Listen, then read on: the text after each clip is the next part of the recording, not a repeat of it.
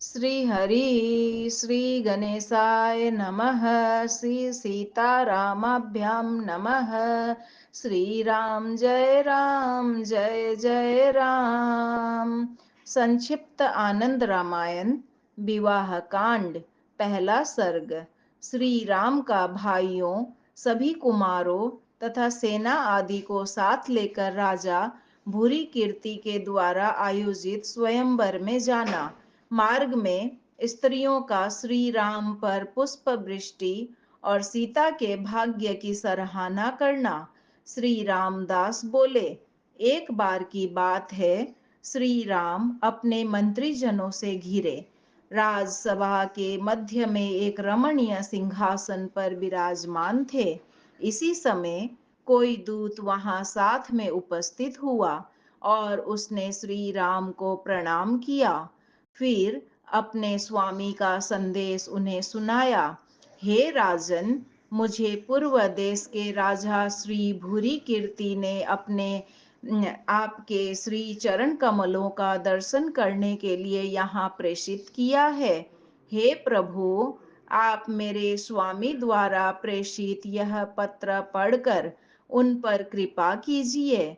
ऐसा कहकर दूत ने श्री राम के दूत के हाथ में वह पत्र दे दिया।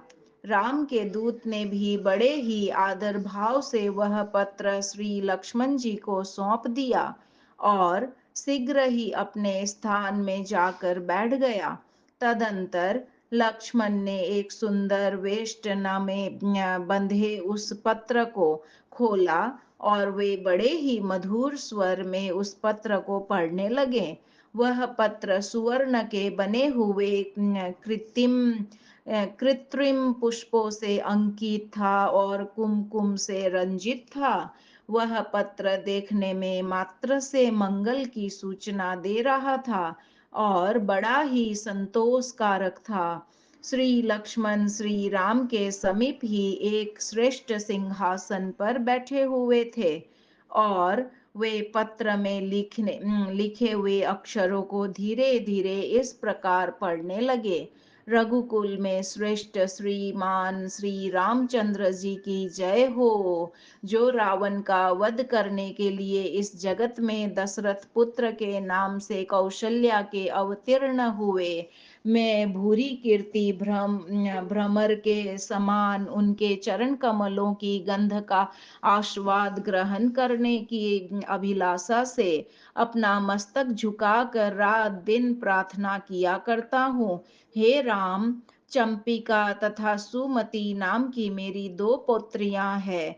उन दोनों के स्वयंवर के लिए बहुत से राजा यहाँ आए हुए हैं।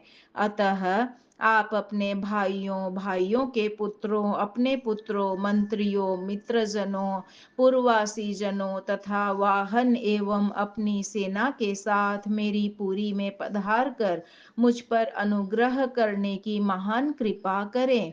प्रभु, मेरी इस प्रार्थना को विफल मत कीजिएगा। इस प्रकार से पत्र की बातों को श्री राम जी ने स्वस्थ चित्त होकर सुना और उन्होंने गुरु वशिष्ठ जी के साथ परामर्श करके स्वयंवर में जाने का निश्चय किया। तदंतर उन्होंने लक्ष्मण से कहा, सेना को तैयार करो। कल मैं लव कुश दोनों पुत्रों के साथ तुम्हें और मंत्रीजनों को लेकर भरत उसके पुत्रों, तुम्हारे पुत्रों एवं शत्रुघ्न उसके पुत्रों तथा पूर्ववासी और जनपद निवासियों के सहित स्वयंवर को प्रस्थान करूंगा। मैंने विजय को अयोध्या का राज्य संभालने के लिए नियुक्त कर दिया है। हे लक्ष्मण, तुम आज ही तंबू एवं कनात आदि को बाहर भिजवा दो। शीघ्र ही कुछ दूतों को मार्ग की सफाई आदि कार्य में लगा दो। घर की समस्त स्त्रियां आकाश मार्ग से पुष्पक विमान द्वारा जाएं।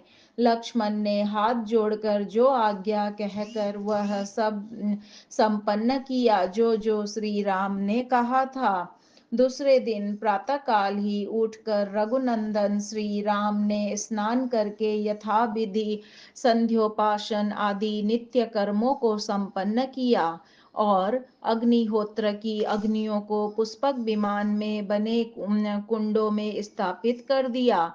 तदंतर उन्होंने सभी भाइयों के साथ बैठकर भोजन किया। तत्पश्चात श्री राम ने सीता को बुलाया और शीघ्र ही तैयार होकर प्रस्थान करने के लिए कहा। तदंतर सभी स्त्रियां तथा सीता उर्मिला आदि सुवर्ण के अलंकारों से विभूषित होकर तथा अत्यंत दिव्य वस्त्राभूषणों से मंडित होकर शीघ्र ही पुष्पक विमान में बैठ गई। सबसे आगे श्री राम हाथी पर विराजमान होकर चल रहे थे। उनके ऊपर एक अत्यंत श्रेष्ठ छत्र सुशोभित हो रहा था तथा उनके ऊपर बार बार चंवर आदि डुलाया जा रहा था। श्री राम के भी आगे आगे हाथी पर विराजमान गुरु महर्षि वशिष्ठ जी चल रहे थे।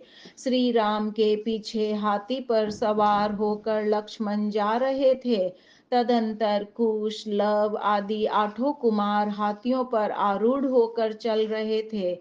उनके पीछे भरत शत्रुघ्न थे जो हाथियों पर विराजमान थे।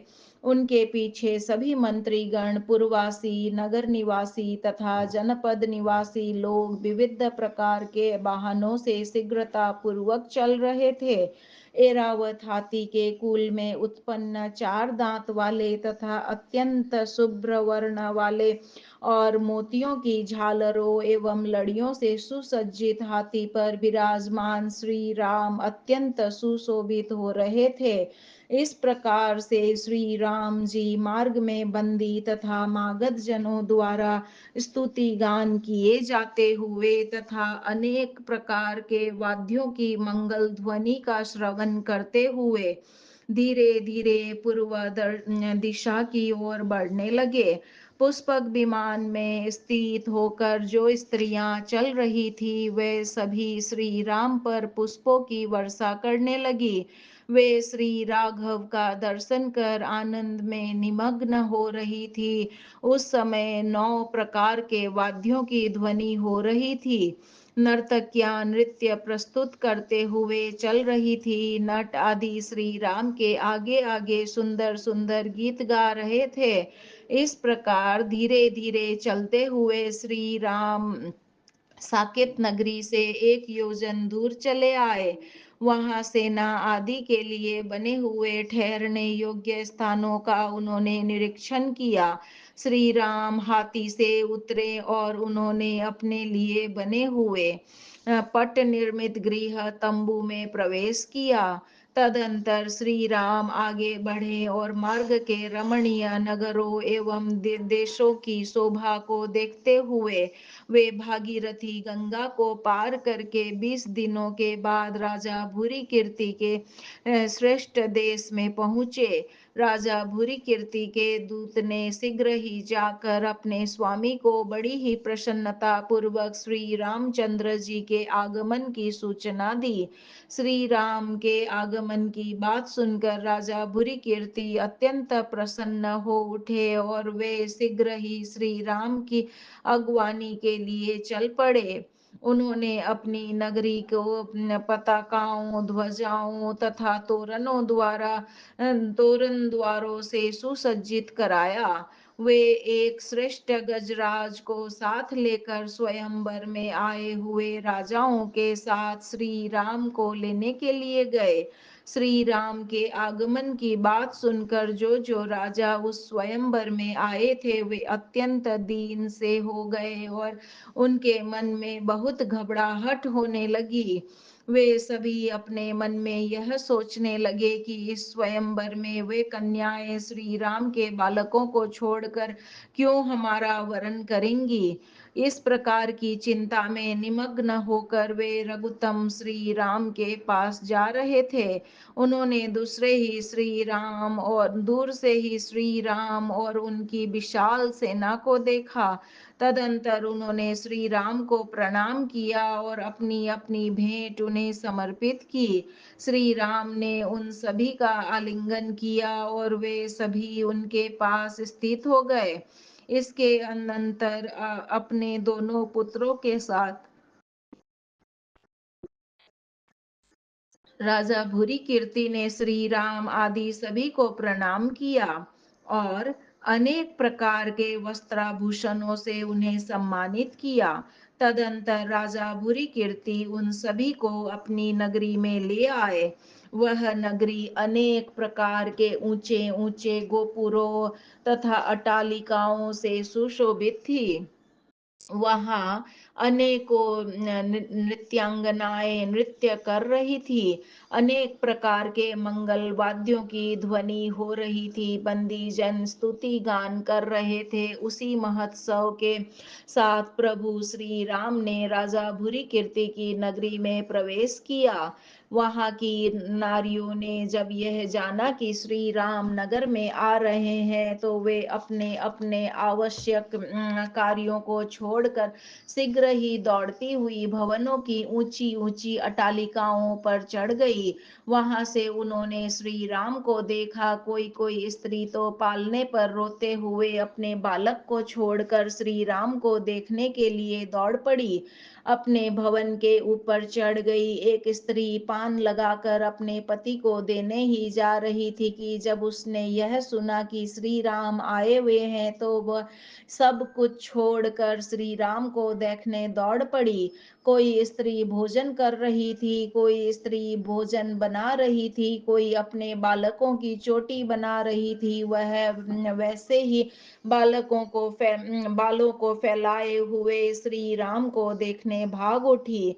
कोई स्त्री अपने पति का एक पैर धोकर दूसरे पैर को धोने जा रही थी। उसी समय जब उसे पता चला कि सीता सहित श्री राम आ रहे हैं, वह पैर धोना छोड़कर शीघ्र ही भाग निकली।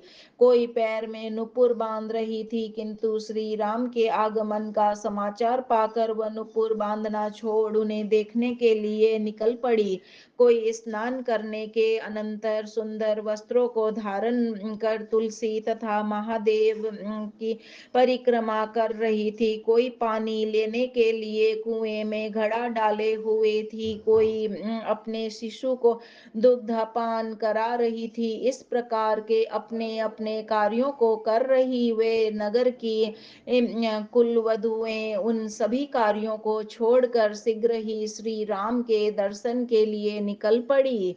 उन्होंने देखा कि श्री राम एक श्रेष्ठ हाथी पर विराजमान होकर आ रहे हैं। तब उन सभी स्त्रियों ने उनके ऊपर फूलों की वर्षा की और अट्टालिकाओं पर चढ़ी हुई वे पूरे स्त्रियां आपस में इस प्रकार से कहने लगी, राम की माता वे कौशल्या धन्य है जिन्होंने राज राजेश्वर रघुत्तम श्री राम को पुत्र रूप में जन्म दिया। कोई स्त्री कहने लगी, जनक नंदिनी वे सीता धन्य है जिन्हें श्री राम जैसे प्रियतम मिले हैं। कोई कहने लगे, जिसके पुण्य फल स्वरूप उन्हें राज राजेश्वर श्री राम की भार्या होने का सौभाग्य प्राप्त हुआ है। कोई कहने लगी, संसार में हम अत्यंत मंद भाग्य वाली हैं जो कि हमें सीता की दासी होकर श्री राम की सेवा का अवसर प्राप्त नहीं हुआ। उन पूर्ववासी स्त्रियों की इस प्रकार की बातों को सुनते हुए श्री राम राजमार्ग से होते हुए उस भवन में पहुंचे जिसे कि राजा भूरी कीर्ति ने उनके निवास के लिए बनवाया था। वहां पहुंचकर वे गजराज से उतरे और उन्होंने उस श्रेष्ठ भवन में प्रवेश किया।